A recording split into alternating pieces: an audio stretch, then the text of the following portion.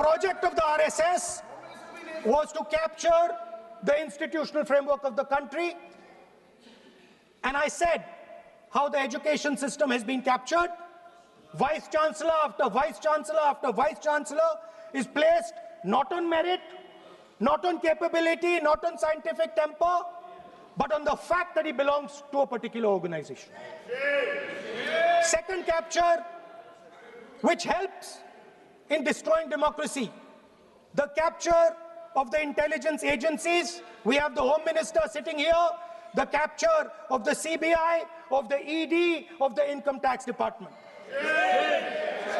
And the systematic placement of bureaucrats who favor their ideology and attack the opposition and anybody who chooses to oppose the RSS. That is the second institutional capture. And the third there are many more. I can go on. And the third institutional capture. What is this?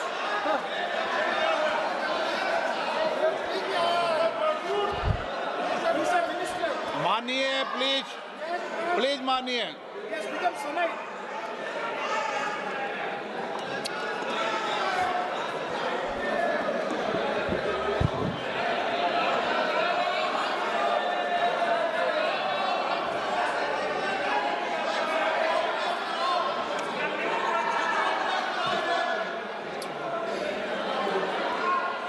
And the third election, the third capture of the institution that directly controls the election system of our country, the Election Commission. Now, I'm not saying this without proof. I have put forth adequate proof about how the Election Commission is colluding with those in power to shape the elections. But I want to ask three questions first, which will make it very clear that the BJP is directing and using the Election Commission to damage India's democracy. The first question, why is it that the CJI was removed from the selection panel of the Election Commissioner? What motivation could there be to remove the CJI? Do we not believe in the CJI? Of course we believe in the CJI. Why is he not in that room? I sit in that room. It is so-called a democratic decision. On one side, Prime Minister Narendra Modi and Mr. Amit Shah. On the other side, the leader of the opposition. I have no voice in that room. What they decide is what happens. So the first question, why is the Prime Minister and Amit Shah so keen on choosing exactly who the Election Commissioner is going to be? Second question, and even more devastating question, no Prime Minister has done this in the history of India. In December 2023, this government changed the law. They changed the law to make sure that no election commissioner could be punished for any action they take while they are election commissioner. Yes. Immunity. Why would the Prime Minister and Home Minister give this gift of immunity to the election commissioner? Why would they need to give this tremendous gift that no Prime Minister has given ever before to the election commissioner? Yes. Mr. Shah is looking into the ceiling. Maybe he will answer this question when he speaks. And finally, why was the law with regards to CCTVs and the data that they contain changed? Why was a law put in place that allows the Election Commission to destroy CCTV footage 45 days after the election? What is the need? The answer given is it is a question of data. It is not a question of data. It is a question of stealing the election. Now, what is the result of this institutional capture? What is the result of controlling the Chief Election Commissioner and the Election Commission? First of all, we have a set of election campaigns that are tailored for the Prime Minister. 3-month, 4-month, 5-month long campaigns are taking place so that the Prime Minister's schedule can be fitted in to the program. Second, we have a Brazilian woman who appears 22 times on the voter list of Haryana. Please. No. 22 times this lady appears. एक minute please एक minute आप नेता प्रतिपक्ष है, मैं इस तरीके से सदन की कार्रवाई नहीं चलने दूंगा। ये सदन है, सदन की गरिमा को बनाए रखें। आप सदन की गरिमा से बोलेंगे तो ठीक, नहीं जैसे सदन नहीं चलेगा। नो, गलत तरीका है आपका, नहीं होगा। आप ले रहिए, आप ले रहिए। नहीं, माननीय प्रतिपक्ष के नेता, आप पहले अपने सदस्यों को समझाइए। नहीं चलेगा, नहीं, ठीक नहीं है। नो, नहीं, बिल्कुल नहीं चलेगा। अगर आप सर माननीय प्रतिपक्ष के नेता, आप अपने सदस्यों को गरिमा समझाइए। सर, बट ये तरीका आप इतने सालों तक यहाँ पर हैं, ये तरीका उचित है क्या?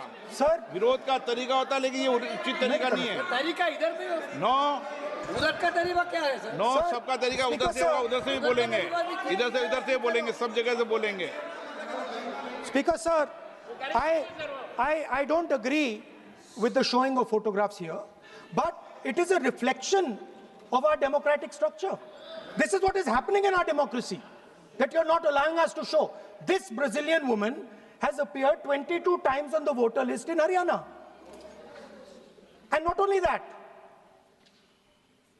there is one woman whose name has appeared 200 times, more than 200 times in one booth in Haryana. And it is very clear, and I have proven without doubt, that the election of Haryana was stolen. And the theft was ensured by the Election Commission of India. I've said it again and again and again. Now, nowhere has the Election Commission answered my questions. The Election Commission has not told me why this lady's picture has appeared on the polling list. They have not told me why lakhs and lakhs of duplicate voters are existing. They have not told me why a BJP leader is coming from Uttar Pradesh to vote in Haryana. These are straightforward questions. And there is clear proof which I have put in front of the country. Right? But the Election Commission has no answer to these questions. And that is the result of the complete capture of the Election Commission by the people across the aisle. By the way, you're talking about SIR in Bihar. Let me say something about SIR in Bihar. Why is it that after the SIR in Bihar, 1.2 lakh duplicate photos are existing in Bihar, in the voting list? If you've cleaned up the voting list, why are there 1.2 lakh duplicates in Bihar? And we've not just proven this about Haryana. We have proven this in Karnataka, we have proven this in Maharashtra, and I'm absolutely certain this is how you're winning elections in Madhya Pradesh, in Uttar Pradesh, in Bihar, across the country. Now, so what I'm putting on the table is, it is very clear that you've captured the institution. I've shown the mechanism of that capture. I'm also showing you how the Election Commission is doing things that are completely out of line. I'm not getting any answers. Right? So now let us come to How? When we are talking about electoral reform. Electoral reform is very simple. The point is, nobody wants to do it. The government doesn't want to do it. What does electoral reform require? What we've been saying. Number one, give machine-readable voter lists to all political parties 1 month before the election. That's the first step. The second step is take back the law that allows the destruction of CCTV footage. Very simple, not difficult. While you're doing that, also tell us what is the architecture of the EVM. Give us access to the EVM. Let our experts go and see what is inside the EVM. Till today, we have not had access to the EVM. We are not shown the architecture of the EVM. We're not physically allowed to go and see an EVM. Give us the architecture. Give us access to the EVM. And finally, please change the law that allows the election commissioner to get away with whatever he wants to do. That's all the electoral reforms you need. And I want to assure the election commissioner that they might be under the impression that this law lets them get away with it. Let me remind them, don't worry, we are going to change the law, and we are going to change it retroactively, and we are going to come and find you. Right? So this is the situation that the country is faced with. You know, everybody says to us, India is the biggest democracy. Actually, I was thinking today, we're not just the biggest democracy, we're the greatest democracy. And I'm not saying it just like that. I'm saying it, America calls itself the oldest democracy. But the democracy that weaves together the largest number of people, the largest diversity of people, the largest number of languages, the largest number of states is this country. And so our most powerful asset, the thing that stitches together the entire concept of modern India, stitches together the fabric of modern India, brings people together, allows them to build this great nation, is being attacked by these people. They're destroying it. You know they're destroying it, I know they're destroying it, and they know they're destroying it. And I'd like to conclude by saying that the biggest anti-national act you can do is vote chori. There is no bigger anti-national act that you can do than vote chori. Because when you destroy the vote, you destroy the fabric of this country. You destroy modern India, you destroy the idea of India. So I'd like to conclude by saying vote chori is an anti-national act, and those across the aisle are doing an anti-national act. Thank you. माननीय सदस्यगण, 0 over में जो सदस्य आज नहीं बोल पाए हैं उन्हें अगली बार मौका दिया जाएगा। आइटम नंबर 22, दिवाला और शोधन अक्षमता संहिता संशोधन विधेयक 2025, माननीय सदस्य सुश्री कंगना रनौत जी। माननीय अध्यक्ष महोदया, मैं insolvency and bankruptcy code amendment bill 2026 का पूर्ण समर्थन करती हूं। मैं इस ऐतिहासिक और दूरदर्शी बिल के लिए हमारे प्रधानमंत्री श्री नरेंद्र मोदी जी और वित्त मंत्री श्रीमती सीतारमण जी का बहुत बहुत आभार व्यक्त करती हूं।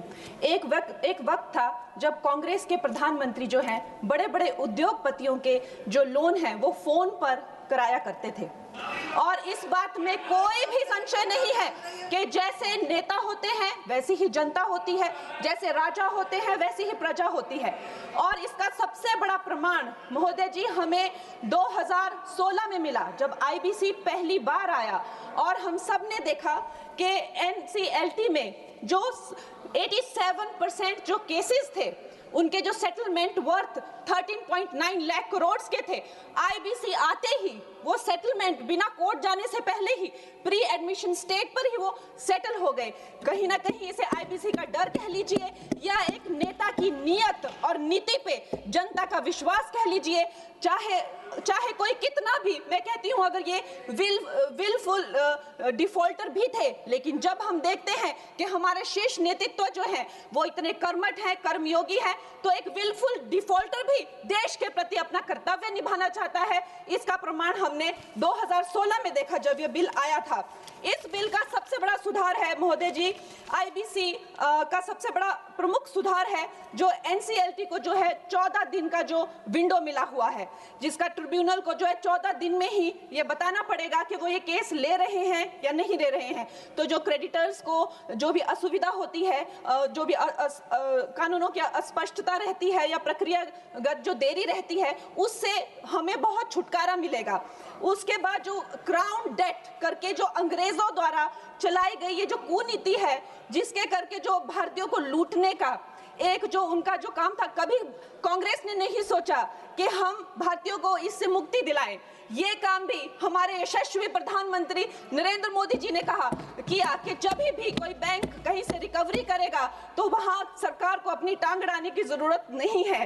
वो धन जो है लोगों के पास जाना चाहिए, गरीबों का पैसा जो है गरीबों के पास जाना चाहिए, और इसके लिए हम बहुत आभार व्यक्त करते हैं इस बिल की। और प्रधानमंत्री जी महोदय जी, बैंक जो है किसी भी अर्थव्यवस्था का जो है वो आधार होते हैं। बैंकों की इतनी खस्ता हालत की हुई थी, 5% से लेकर 20% उनका सिर्फ मात्र रिकवरी रेट था। और ऐसे यहाँ के वित्त मंत्री थे कांग्रेस के जो कहते थे कि ये अनपढ़ गवार लोगों का देश है, ये क्या डिजिटल पेमेंट्स करेंगे। और हमारे प्रधानमंत्री जी ने जो भारतीयों का आत्मविश्वास तार तार कर दिया था, ये कांग्रेस के लोगों ने उन आत्मविश्वास को जगाया। 50 करोड़ से ज्यादा जन धन खाते खोले, जन जन को जो है बैंकों से कनेक्ट किया, और आज जो है बैंकों का जो है सशक्तिकरण जो है प्रधानमंत्री नरेंद्र मोदी जी ने किया है। एनपीए का जो रेट है, मतलब जो नॉन परफॉर्मिंग एसेट्स थे कांग्रेस के टाइम पे 11.5% थे, और अब मार्च 2025 में वो घटकर 2.25% हो गए हैं। लेकिन राहुल जी क्या कहते हैं कि हमारी इकोनॉमी तो डूब रही है, कहीं कहीं जाके वो देश के बारे में इतना गंदा बोलते हैं। उनको एक ट्यूशन देनी चाहिए और उनको बताना चाहिए कि 3% जो है ग्लोबली एक्सेप्टेबल है, it is in a very good position, और उनको शर्म आनी चाहिए। हर जगह जाकर जो है भारत की इकोनॉमी के बारे में इतना गलत बोलते रहते हैं। उसके साथ ही ये इसका सबसे बड़ा सुधार जो है वो है क्रॉस बॉर्डर इंसॉल्वेंसी के, मतलब जो हमारे जितने क्रेडिटर्स हैं अब वो बाहर के देशों में जाकर भी जो है अपनी रिकवरी कर सकते हैं, बाहर के देशों के एसेट से भी अपनी रिकवरी कर सकते हैं, वहां भी डिफॉल्टर्स पे केसेस कर सकते हैं, और भारत में अपना लूटा हुआ या खोया हुआ धन जो है वो भारत में वापस ला सकते हैं। महोदय जी, मैं अब अपनी सरकार को, प्रधानमंत्री जी को और वित्त मंत्री जी को धन्यवाद करती हूं। उनकी रिफॉर्म, परफॉर्म, ट्रांसफॉर्म का जो मूल मंत्र है इस बिल से वो धरातल पे आया है, और ये भारत की आर्थिक शक्ति और पारदर्शी व्यवस्था का जो है जीता जागता प्रतीक है। मैं इन्हीं शब्दों के साथ में एक बार फिर माननीय प्रधानमंत्री जी और वित्त मंत्री जी को धन्यवाद देती हूं, और पूर्ण रूप से इस विधेयक का जो है वो आभार और समर्थन करती हूँ। धन्यवाद। माननीय सदस्य श्री जगदम्बिका पाल जी।